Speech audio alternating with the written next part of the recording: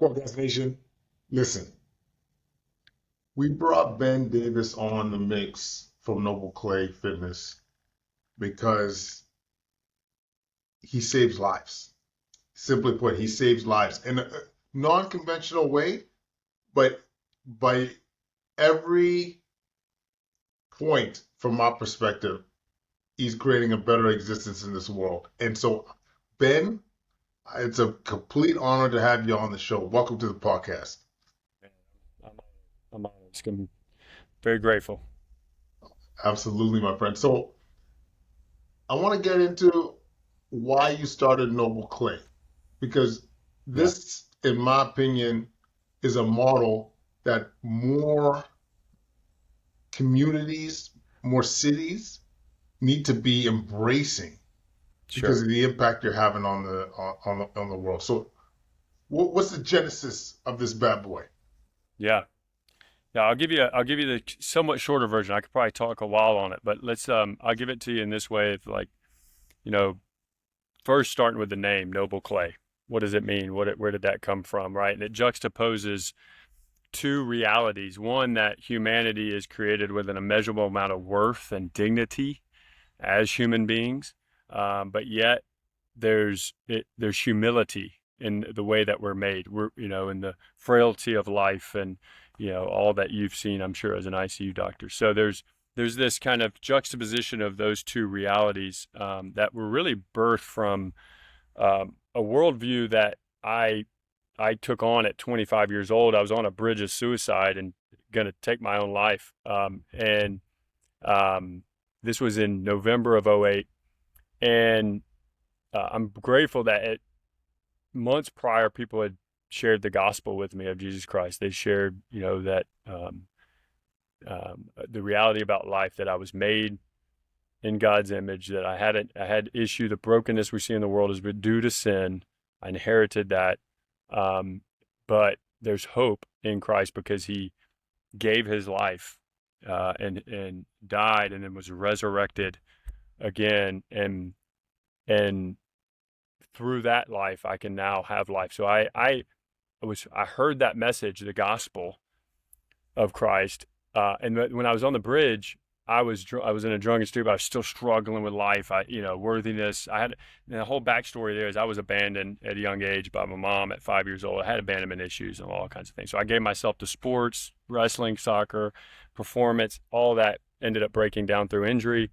So I lost my identity and all of that, and that's what led me to this place on the bridge. And so but on that bridge, I felt the peace of God that I've never felt ever before. I just felt hope and peace and a security. So I stepped down, and I didn't know, I didn't wasn't raised in religion. I didn't raised in Christian circles. I said, God, I looked up at the heavens. I said, God, I don't know who you are, but if you will reveal yourself, I will give you my life. I said that on my knees crying. Got up and ended up, that night trying to walk from Dahlonega, Georgia back to Atlanta. That's a very far walk at 3 o'clock in the morning. But the whole way, I just felt moments of God with me. And so, fast forward, that's '08. I had a CrossFit gym. I started in December of '08 and got into CrossFit from CrossFit to '08 to 2014, 14 to 17, or really 2018. I came into Atlanta in 2014 in the inner city. My wife and I had no kids, but we lived in a very difficult neighborhood. And I was running Iron Tribe, and we were seeing people get, stronger, faster, healthier through simple movement, regular movement, good nutrition, and coaching. And it was $250 a month. But I was building friendships with neighbors who were living in under-resourced Section 8 housing, living in despair, obesity, diabetes, you name it, all the metabolic syndrome. And I couldn't bring them to the gym to service them. And it frustrated me. So much so that eventually my wife and I agreed that, she would support the call for me to go do something about it. And so in 2018, I started training people in the park in that neighborhood, and just said, hey, meet me 3 days a week here. I'm going to move your body. And we started doing it. And we had this one girl, Erica, who, was about 180 pounds overweight, lived in a rat infested apartment with 4 kids, no job, living off the government. And consistency in her training led over months of consistency in her pursuit to want to do better for herself. And I said, let's go get you a job. Give me your resume. And I encouraged her to give me her resume. I got it out to some of my network and friends and said, hey, is there anything we can do for her? She ended up getting a job through one of our board members at the time.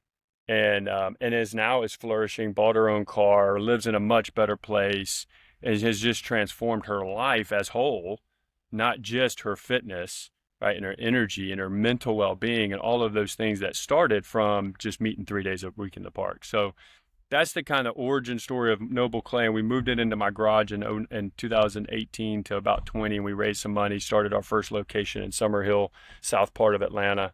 Got through COVID. Obviously, we shut it down, which was probably the stupidest thing to do because people really needed to move their body. And obviously, you would support that, right, with how many people suffered from metabolic syndrome. So, we did shut down. We opened back up in June, and by God's grace, we kept growing through COVID. And now, we're serving 3 different communities, close to 300 people being served on a regular basis. And, we're seeing people, come in with all of these metabolic syndrome states and mental loneliness and anxiety and depression. And we're starting to just see all that stuff lift as a result of it. So that's the origin of it. That's the reason for it. I mean, the heart of it is just that, I believe that God really cares about humanity and he cares about people, and that his heart's starting to become my heart. I'm called on this earth to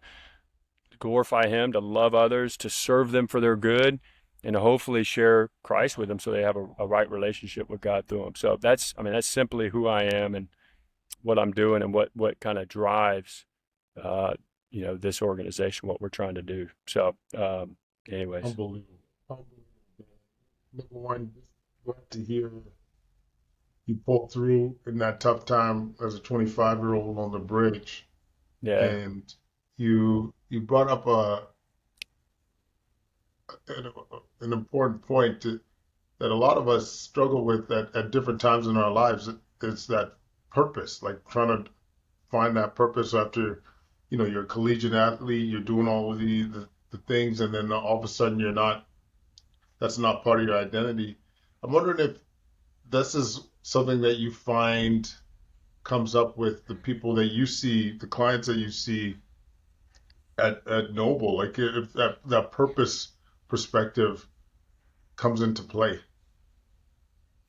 I mean, absolutely. It's interesting. We start off in our consults and we ask them that, like, hey, what's your aim?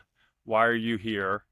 Why'd you come to see us? Those kind of things, right? Those are kind of the practicals. But then right outside of that, we go, well, why do you have those? And that why question is real important. Most people, will say, well, I want to be stronger for my kids. And so we do a 5 why layering to that. Well, why do you want to be stronger to your kids? Well, such and such.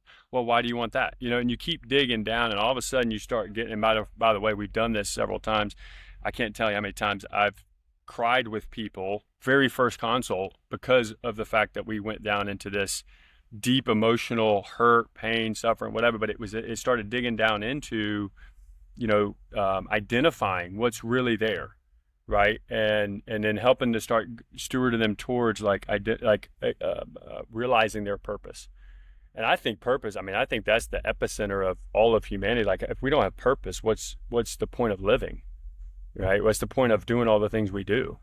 And so purpose, I think, is absolutely the most important piece. And that's where I would say that for my life, I did everything in the world to try to find purpose and have purpose. And it all didn't last. It all eventually just frizzled away, right?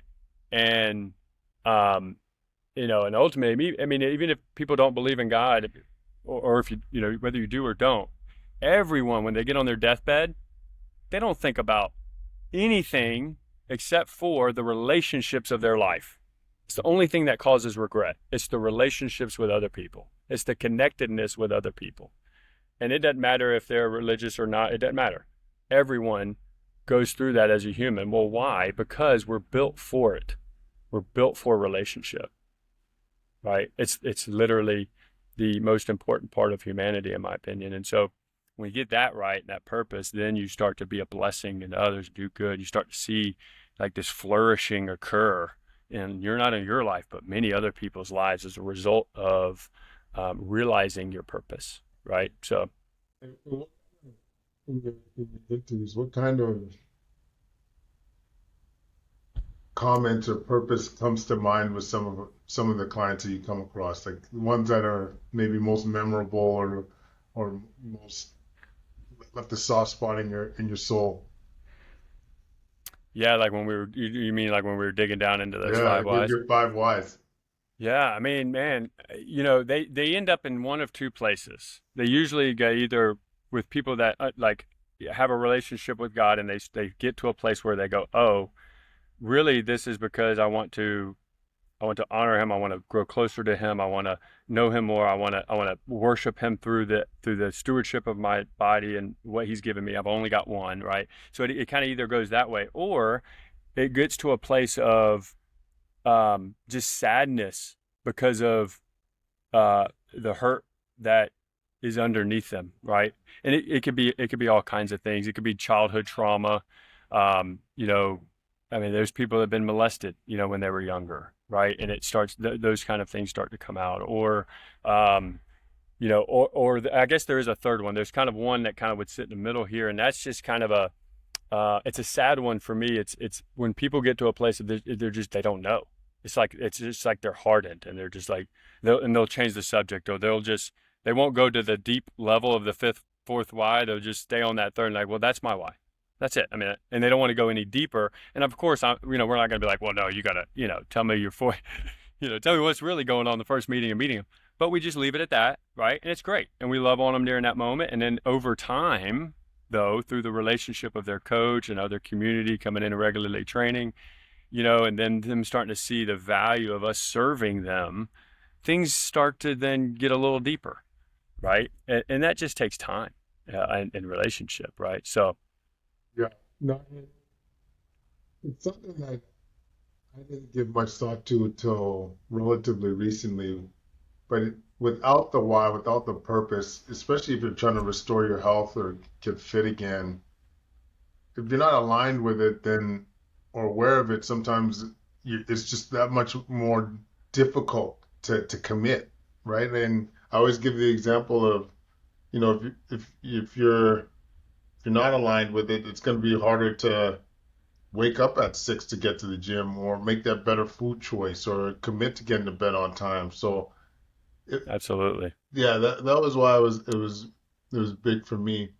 But one thing was hoping to get back to was Erica, Yeah. the 180 pounds overweight example you gave at the beginning of the show. I just want to reinforce how life saving what you guys are offering has done, because those are the patients that we see. Yeah. You're in uh, poor home quality, 4 kids, the inability to eat well, to move. Those are typically the patients we see, and their kids eventually as a Yep. result of that unhealthy lifestyle. So I just Yep. before we go on any further, I just want to really reinforce folks, like that's why I'm talking about being life-saving measures. And I'm sure Erica is not the only one, eh, Benjamin? The only one that Uh, you've changed the trajectory of their family and their course. yeah. What I was going to say is, man, I really appreciate you saying that. I needed to hear that. I'm very encouraged right now because I don't think of it enough as I'm saving lives. I think about it as we're changing lives. Sure. Definitely seeing that. But saving lives, right? That's a little deeper, a little bit more, you know, I don't know. It's just that's a different level of word, right? And so it's kind of hit me like, man, I'm really encouraged right now. I'm fired up actually to do actually more because you're right. I mean, people are um, their lives are being saved, and to hear that coming from your mouth, I mean, we, you, one of the most experienced. You're seeing it on a daily basis. For you to say something like that just is drastically encouraged me right now. So I just got to say that. Oh, Um, I don't know just what I'm want to gonna do with reinforce it. it, man. Like, this is why we're on. Yeah. This is why No. I've set on this path because I've seen what it's like when people come at the end stage of disease, when they come in from their uh, heart attack, stroke, infection, uh, mental health concerns, all that stuff that we see because of unhealthy living. And Yep. and and as you alluded to, a lot of that is circumstance. And Yep. so we can put a dent in this and amplify. Amen. This is what I'm saying. Like this is the Yeah. magic sauce. Yeah. And it's so for us, and I didn't think this stuff up, right? Like but the model is very simple, right? It's like investing coaches, heighten the value of a fitness coach, take that fitness coach, develop them, train them, launch them into a community with many other coaches on their team to start building up community members in these fitness communities, and then going out and inviting these people in to come in and on a regular basis and move. That's why our mission is so simple. It's enhance human movement and connection, and the community builds the connection. The relationship with the coach builds the connection. The relationship with doing it with each other in a gym builds the connection.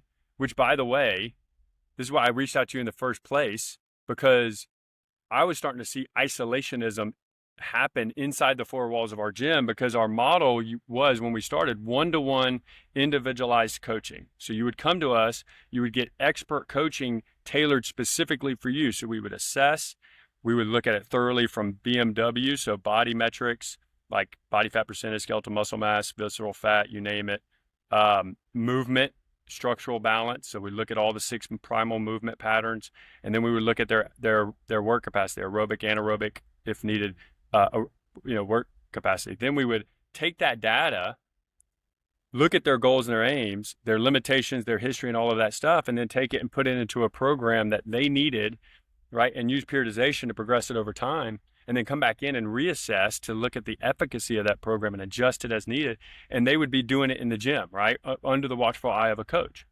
That was the individual design model in its purest form that we were doing for 5 years. And about 18 months ago, I started seeing people with their earbuds on in their little station like cubicles in the gym doing their workout. They're moving, but they weren't connecting with each other as much. Maybe a little bit with their coach, of course, because that's part of our SOPs. But by and large, we were missing a massive opportunity for them to connect. Were we doing community events and all that? Yes, but they weren't connecting. So I came across your book from a mentor of mine, a good buddy, Rob Wolf, who started LMNT salt packets. And he and I have known each other for, since '08. And I saw him, post your book, and I looked at it. I was like, man, let me reach out to him because of the connection part. We were looking at bringing in Noble Clay 2.0, which we now have fully implemented, which is the same level of intentionality from a personalization standpoint. So we're still assessing, but now we're assessing and taking everybody as a community, looking at all their assessment data, and then designing a community design model off of that data, and then being able to personalize within it based on each individual as they come into a class. But now they're all doing it together. No earphone buds. They're all coming in, check in. We warm up together. We do the resistance work. We do the conditioning. We cool down. All that stuff is happening. And now we're connecting, and we're asking like, hey, what are you grateful for today? What kind of animal would describe you today? All this kind of, you know what I mean? Just simple stuff that creates this. The biggest need as human beings is to be known, to matter, and to belong. What we're doing now with Noble Clay 2.0, thanks in large part, I think, because of the spark of your book, Prevention of Prescription, and just kind of like this whole thing coming together.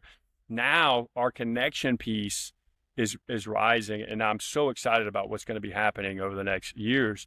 And so that's the simplicity. If we as a nation can get behind, like I say, like the fit need to fight for those who aren't.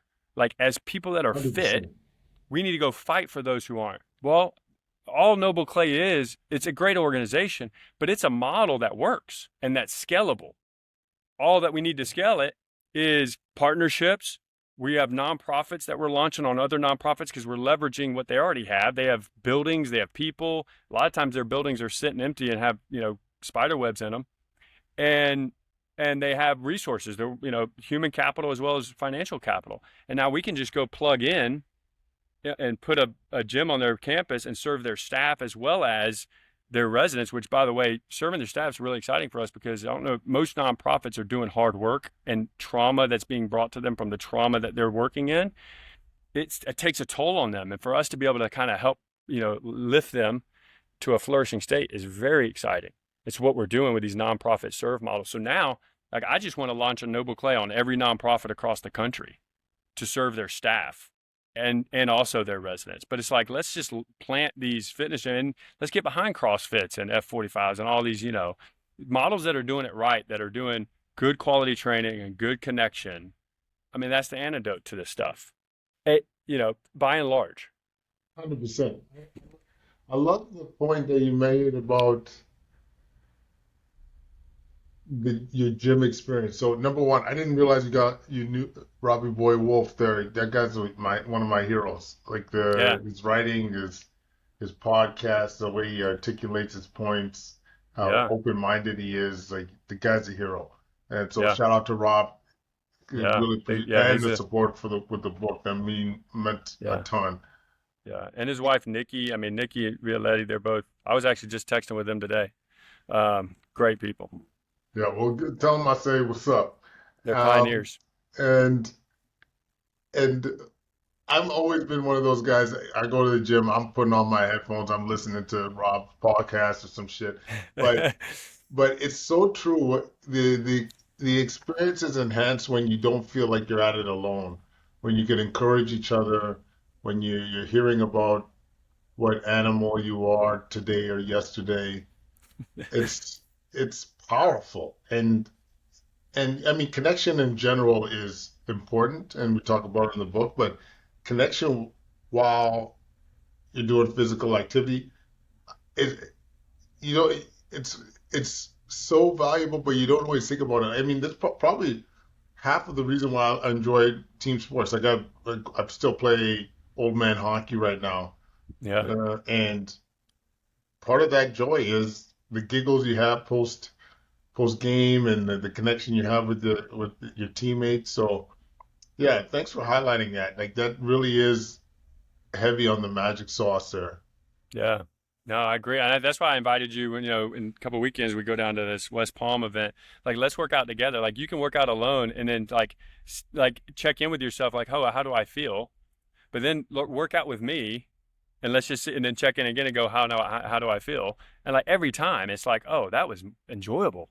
You know what I mean? Or I pushed a little harder, or whatever. Right? It's like we enhance actually our fitness because of the progressive overload principle, right? Frequency, intensity, and time based.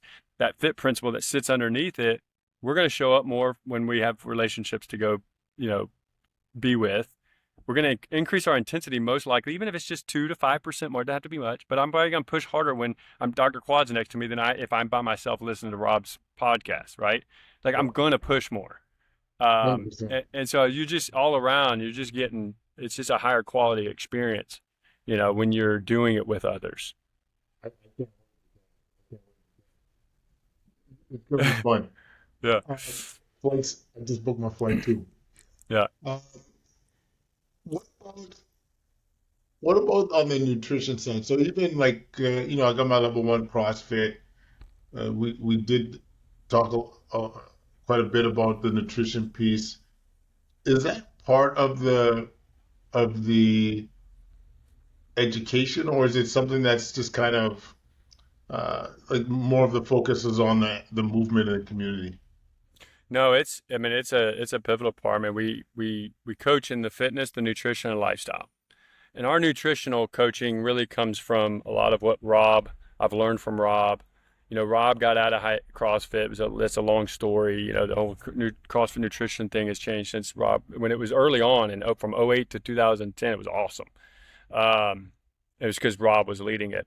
And so a lot of his, research, which obviously came from Dr. Lorraine Cordan out of Colorado State, a lot of that stuff. And then a Canadian guy, you might know him, John, oh gosh, what's John's last name? But he started Precision Nutrition, John Berardi. And so precision nutrition kind of concepts, what we use there, what we really liked about his work is habits-based curriculum. right? Like a habits-based approach to coaching. And so we don't ever write meal plans, right? What we do is we'll take people's data from basal metabolic rate, and we'll look at their entire total energy, total daily energy expenditure, and we'll say, okay, let's start playing with some macros. Let's start playing with your lifestyle. What do you like? And hey, let's see what you're doing for 3 days. Log it, right? Let's just to get a good snapshot of what's actually happening, and try not to change anything. Just do what you've been doing, right? So we look at that. That's assessment one. Assessment two is I want you to walk me through your day. Right? You wake up, what happens? Like to the detail. I go brush my teeth, or I go get water.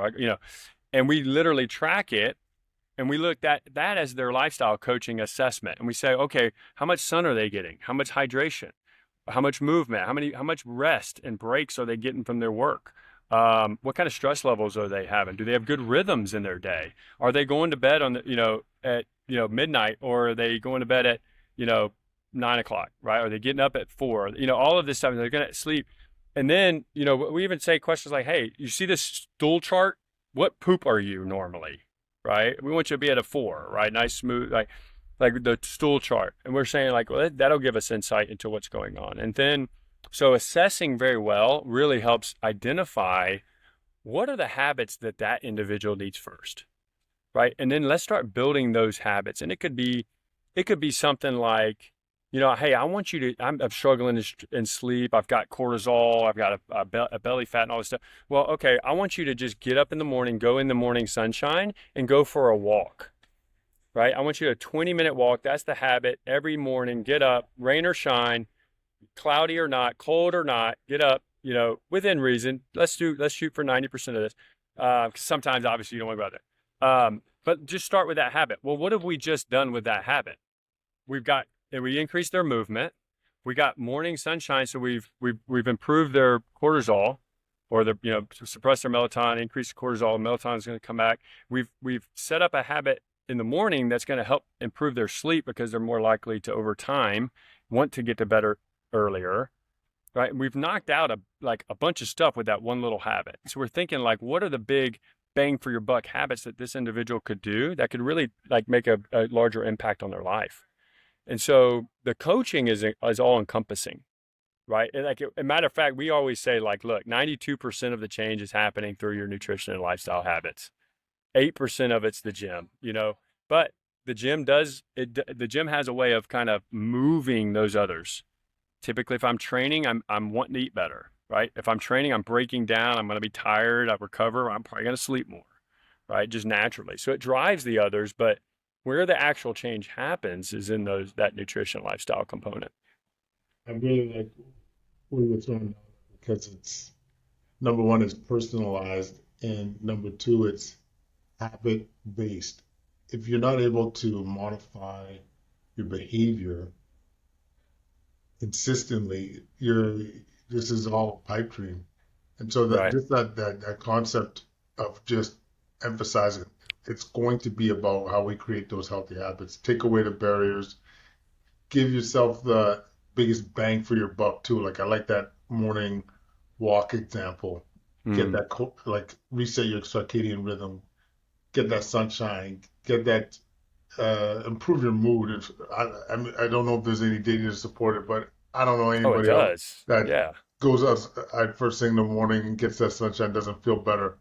Um, so Yep. yeah, I really think that's a solid foundation for creating those habits. And so Mm. you've really pointed towards a beautiful vision of the scaling of Noble Clay in terms of supporting nonprofits, the staff, and so forth. But what's next? Like if you're looking at the next 6 months for you guys, because as we alluded to, this bad boy is wicked, saving lives. But what do you see in the next little while that would constitute a W? Yeah. I mean, so I've gone through a lot of Dr. Benjamin Hardy's work, which is around 10x scaling. I think his website's like scaling.com, but he breaks down like Good this book concept. too. Yeah, good book. Yeah. So you know it, right? It's like framework, focus, right? Or excuse me, framework, flooring, and focus. Like the like re-engaging your framework. And so we've done that with Noble Clay. It's like, well, what does 10x look like for Noble Clay? Not in 10 years, but 3 years, right? And for us, and then your question's actually in 6 months. Well, doing an exercise of 3 years, 10xing, we went down to what is 2 years, what is 1 year, what is 6 months. And so, for us in 6 months, we want to, we our fundraising goal is right at $500,000, which is going to do what? It's going to allow us to cultivate these coaches, find and hire and cultivate these coaches that can go into these next 4 locations that we have currently vetting. Two of them are in our memorandum of understanding stage, right? And so our partners, we have amazing corporate partners already. I mean, Yeti's behind us, Lululemon, GoRuck, Play is our equipment partner. They develop some of the best state-of-the-art gyms in the country, like University of Florida, for example, and so many others.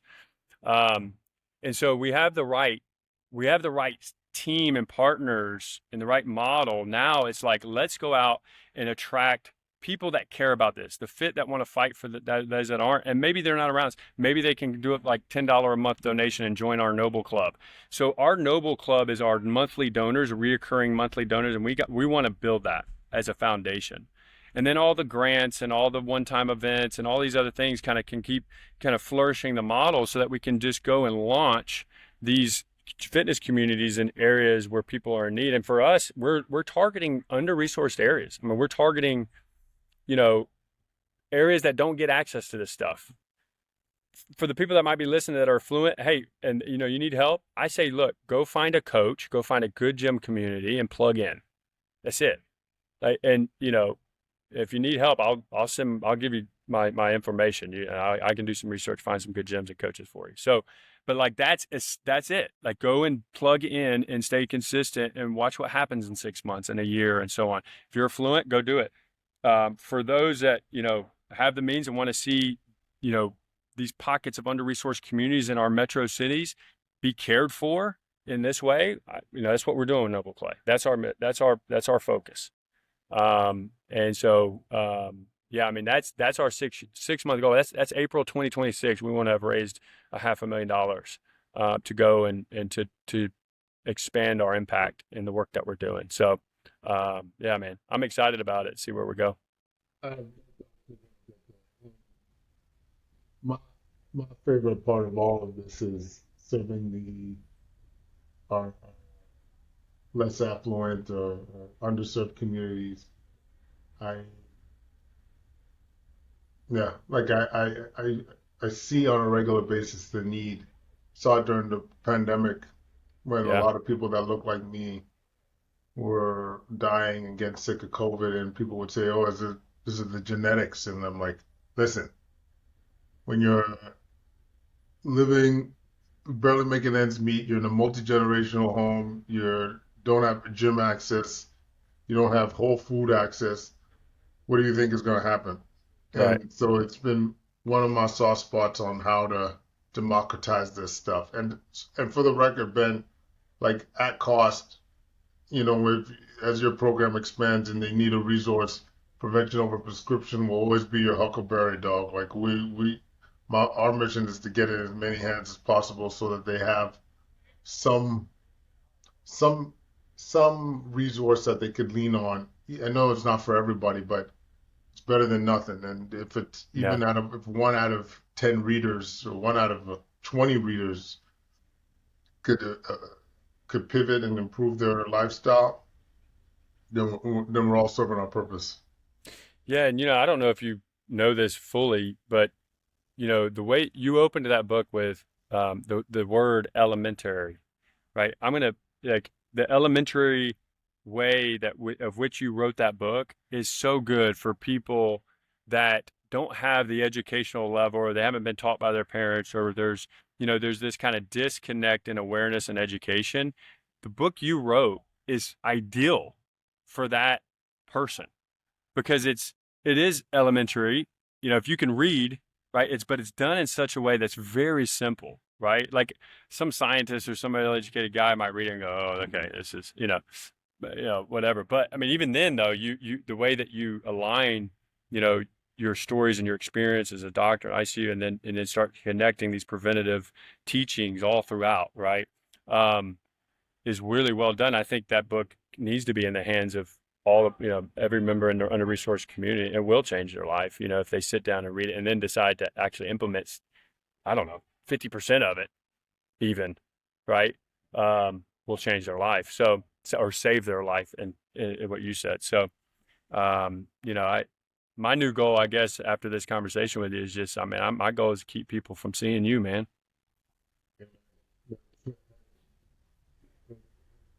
Wholeheartedly makes a difference, man. And coming up to the end of it, but just going back to Erica, like one of the other things that you alluded to, but and I feel like we should have, or I should have reinforced is when you get that body together, when you start getting those healthy habits, what does the rest of your life look like? You start to be more motivated. You start to have more confidence. And you highlighted this, Ben, and I'd be remiss to say like that's the magic. That's one of the most magic sauces out of the stuff you're doing. That confidence that hey, you know what? I can do this. I've been committing to Noble Clay for X amount of time, and look at how it's paid off in dividends. Now that those same principles I can apply to other aspects of my life, and so the lessons there, but are are incredible.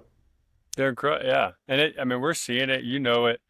I mean, and then there's neurological science that supports it, right? Like brain derived neurotrophic factor. I mean, that's just such a miracle growth for the brain of like when we're exerting that being released into the system. I mean, you're going to feel better. And then, okay, what's the state of human productivity in life when we're in that, state of well being? Well, now I'm motivated, I'm encouraged to go get a job, right? Or to go take care, be a good mother or a good father, or, you know, all of those, or give effort, right? Before maybe I was passive and lazy and tired and in despair and down and so on. It's like now, okay, I can do something. It's just these little things, man, they compound over time. And all of a sudden, people look back like, man, I can't believe how good I feel and how much I'm doing now. And how did it start? Well, it started moving their body. And that's why it's like, I teach people we're embodied souls. Like there's no disconnections. There's no silos, man. It's all one beautiful, uh, creation that's, man, it's good. So people got a hold of it. How can they learn more about Noble Clay? All the things. Yeah, man. So, I mean, our website's the best place to go is nobleclay.org. Um, there's all the stories are on there, everything about what we're doing. Nobleclayfitness.com is our website for the gyms. People want to become members if you're here in Atlanta, or even remotely. I mean, we coach remotely. So, people can access us there at nobleclayfitness.com or nobleclay.org. And of course, on social, we're Noble Clay Fit on anything. So Facebook, Instagram, you name it. It's Noble Clay, FIT, Noble Clay Fit. So, and Noble is Noble, not Nobel, but Noble. Some people go Nobel, but it's LE. Yeah. Well, Yeah. this has been inspirational. You've given me actually a ton of ideas here that I think we need to implement locally here. And I can't wait for us to connect in Eudaimonia, West Palm Beach. It's going to be glorious. Amen, man. Let's get it in.